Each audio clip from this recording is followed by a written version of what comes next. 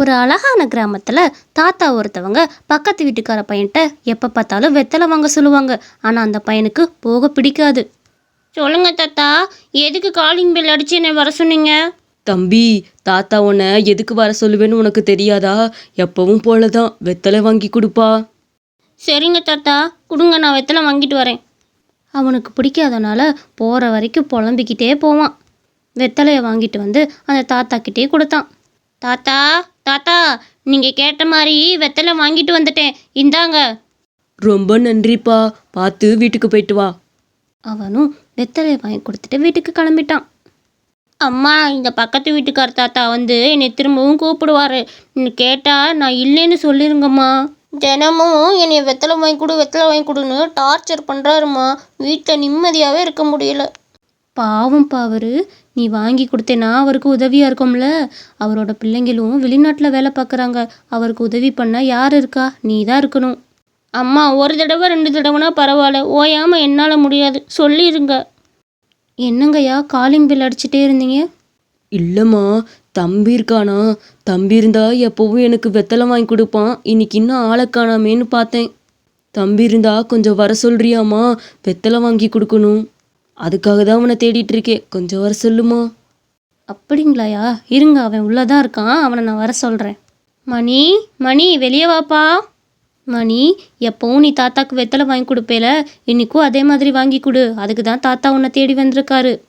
போய் ஒரு 8 வாங்கி கொடுத்துட்டு வந்துருப்பா. சரிங்கம்மா, நான் போய் வாங்கி கொடுத்துட்டு வந்துடுறேன். அவங்க அம்மா மாட்டி விட்டாங்கன்னு கோவத்திலே போனான். அம்மா, நான் தான் உங்கள்கிட்ட என்ன சொன்னேன்?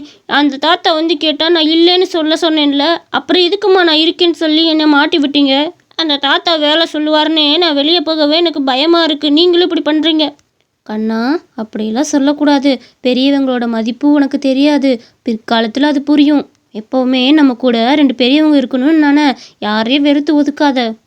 என்னம்மா போங்கம்மா, எனக்கு இருக்கவே பிடிக்கல. பேசாட்டு வேறு வீட்டை பார்த்து போயிடலாம் போல இருக்குது. இந்த தாத்தா தினமும் தொல்லை பண்ணிக்கிட்டு இருக்காரு. இதுக்கு மேலெல்லாம் அந்த தாத்தாக்கு என்னால் வெத்தலை வாங்கி கொடுக்க முடியாது. இதுதான் கட்டம் கடைசியும். இனிமேல் வெத்தலை வாங்கி கொடுத்தா மூஞ்சில் அடித்த மாதிரி சொல்லிடுவேன் அப்படின்னு கோவமாக சொல்லிட்டு வீட்டுக்குள்ளே போயிட்டான். அடுத்த நாள் அவன் விளையாட போனான். அம்மா, நான் விளாண்டுட்டு வரேன். சரிப்பா, பார்த்து போயிட்டு வா. என்ன, மதியானம் அம்மா உனக்கு சமைச்சு வைக்கிறேன். சாப்பிட்றதுக்கு சரியான நேரத்தில் வந்துடணும், சரியா? அவனும் விளையாடுறதுக்கு கிளம்பிட்டான். தன்னோட நண்பர்களெல்லாம் கூட்டிட்டு விளையாடுறதுக்கு போயிட்டான். வந்து பார்க்குறப்ப அவங்க அம்மா கையில் கட்டு போட்டிருந்தாங்க. அம்மா, உங்களுக்கு என்னம்மா ஆச்சு? ஏம்மா கையில் கட்டு போட்டிருக்கீங்க? என்ன ஆச்சு? அது ஒன்றும் இல்லைப்பா, காலையில் தோட்டத்தில் கீரை பிடுங்குனேனா, கீரை பிடுங்கிட்டு இருக்கப்ப தெரியாமல் அந்த சைடு ஒரு தேள் வந்திருக்கு. அது என் கையில் கொட்டிருச்சு. அந்த தேள் கொட்டினதுமே எனக்கு என்ன நடந்துச்சுனே தெரில, மயக்கம் போட்டுட்டேன். அப்போ அந்த வெத்தலை வாங்க சொல்லுவார்ல, அந்த தாத்தா தான் பார்த்தாரு என்ன.